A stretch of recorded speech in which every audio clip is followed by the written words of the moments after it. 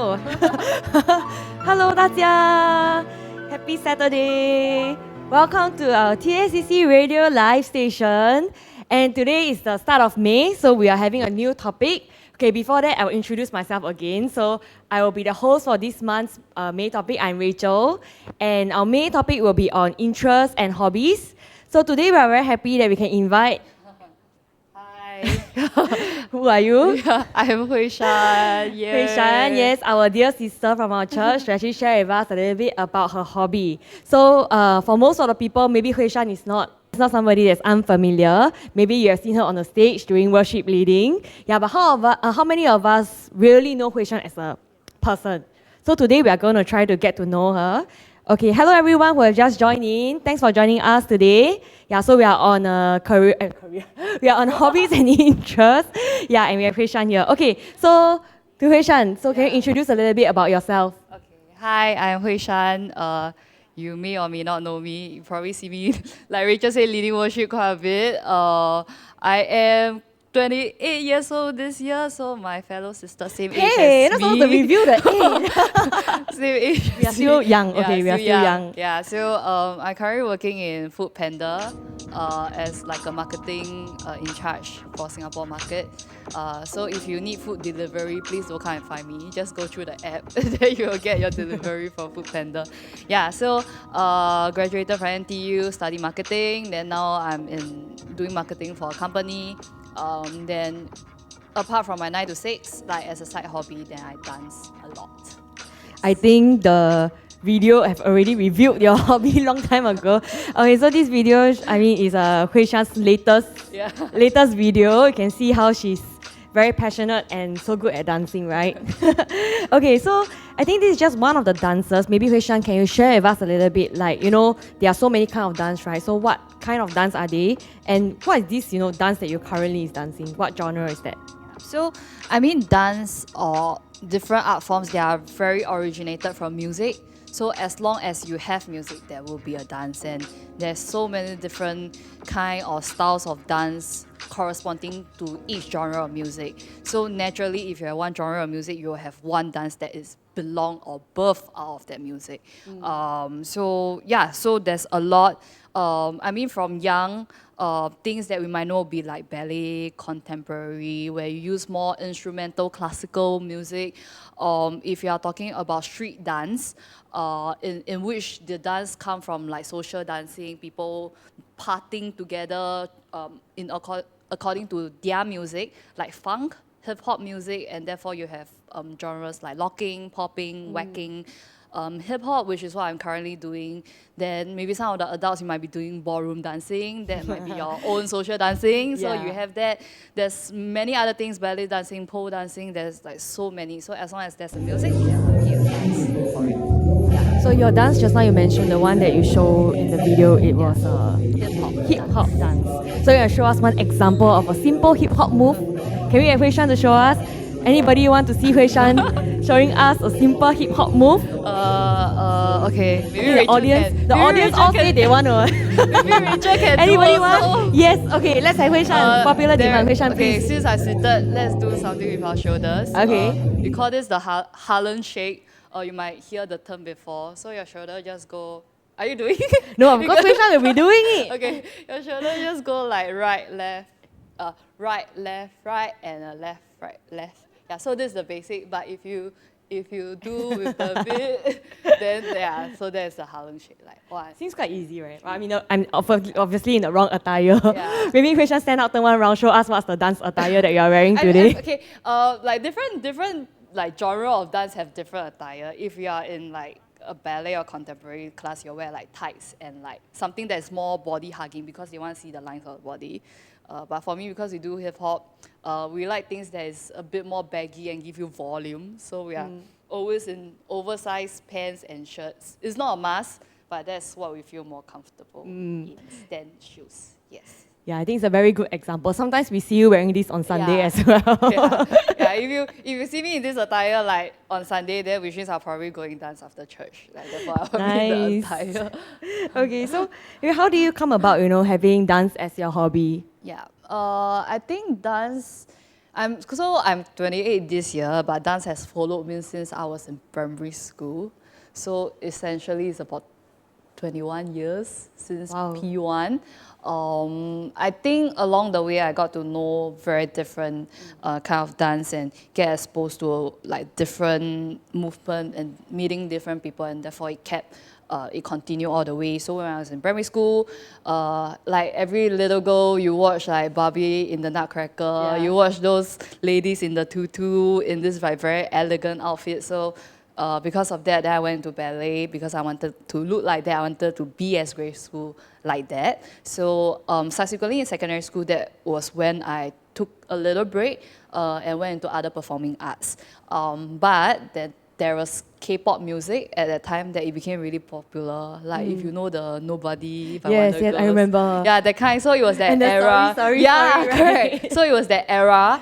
Everyone is playing the music. Then naturally, when you watch like MTV and stuff like that, you want to learn the dance. So that was in secondary school that I kept going. And I mean, because of secondary school and the music that I was experiencing at that time, then I just like, okay, I want to keep dancing, I want to learn more. So JC, I went into the dance club that was the only dance club that was available, which is like modern contemporary dance. But contempt is the lines can be bent, but you have the same technique as what you have in ballet. So that was in JC. Then uni, I joined another dance club. I'm always in dance clubs. That's how I learn all my dance, because that's like where the people are at. Then in uni, I went to a dance club where we learn what we call choreography. So it's like a fixed set of movement that you put in a routine according to a song. So it can be very lyrical. If the song say time, you might want to do time. If the song say clock, you might want to do clock. So it's this kind of stuff. Then after I graduated, that's when I went into hip hop for about 4-5 years now. So it has been changing, very different along the way. Yeah. I guess these videos that you are sharing with us, all these are some of the examples of the dance that you have done throughout. Yeah. So actually, there's quite a lot of these dances. What would you call this kind of dance? Okay, it's choreography, but I think the beauty about choreography, because you need to create movement according to certain concept or narration that you want. So the video that was shown just now, like this Bollywood-inspired dance, was because the story of the dance was we're trying to portray Cinderella, but instead of ending up in a normal ballroom dancing with the prince, it turned out to be a Bollywood setting. So, and therefore we have that infused at the end. Yeah, so I mean, through dance itself, you'll get influenced or been inspired by different things just based on the music that you are using also. Yeah, definitely. A lot of thought goes into every single dance that you do. So, okay, one of our audience actually have a question. I think maybe you can answer this. Okay. So, is there any prerequisites that you need when you do all these dances? Prerequisite, no need. You can literally take up dance at any age, even if you are like so-called, you don't feel that you are a very coordinated person. You can just pick up dance. Just that, I mean, with so-called how much coordination you have at the start, it will just determine how much effort you need at the start to really kickstart it. But dance is just corresponding to how you feel according to music. Right. As long as you listen to music, you feel it, you want to move, you can dance. So I wouldn't say there's a prerequisite, but if you want to go into more, you want to learn more, do more difficult stuff, then I mean slowly you have to learn and other things lah. So what Hui Shan is actually saying, that everyone can actually dance. Yes. You just need to be confident enough to step out there and just move your body. Because dance, there's no right and wrong. Yes, it's just there's a music, you want to move, you dance. And I mean, these days, because we classify it as genres, is because just how the dance evolve according to the music. People have like certain sets of moves that is suited for that kind of music, and therefore that's how each genre came about, which you will have to learn the techniques, is what we call. But dance as a term itself. Right. I guess that's really the beauty, right, about dance. There's no, just now you said there's no right or wrong. Yeah. So really anybody can dance, and as long as you feel good, it is great. So, okay, so how do you, maybe you want to share with us one of your proudest moment that you have, since you have 21 years, right, just now 21 years in dance. Share with us, what's your proudest moment you have as a dancer? Okay, I think for me, I didn't achieve like a lot of I would say credentials in dance. I win a lot of competitions and stuff like that, or like go overseas for dance and stuff like that. But I think the journey itself, like when I look back, when I was digging through all the videos that was being shown also, like some of the proudest moments that I felt, I think one thing that really drew me into dance itself as a proudest moment was the feeling of being on stage, feeling of being people.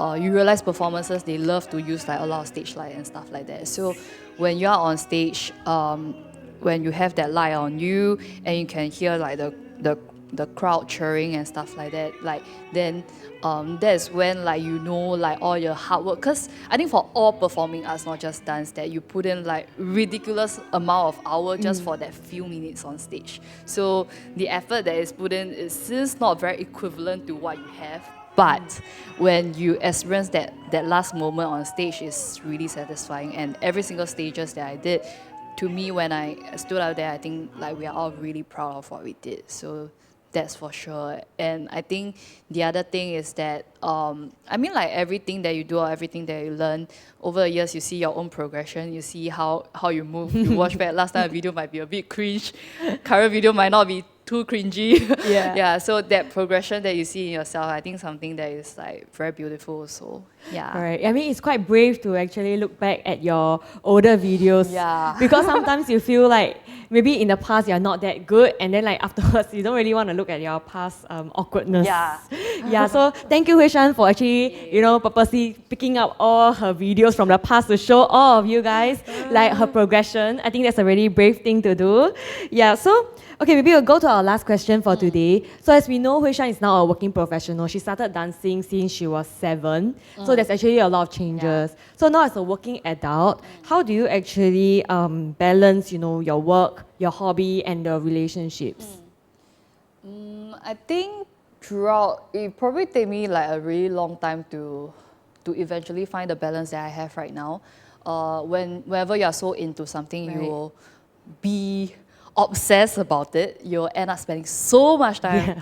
And that was the phase that I went through when I was definitely in university or shortly after I graduated, that we are so involved. My mom would be a testimony that I barely go home. I always stay in uni because I'm always dancing. Yes. So that was how it was in the past, and now that I'm graduated and stuff like that, I mean, you came to a point that you realize that you cannot have solely one angle in your life that you spend so much time. So I think questions that we often ask within our friends of same age group is that, what if you suddenly can't dance? Then isn't your world going to fall apart because you're so anchored on it?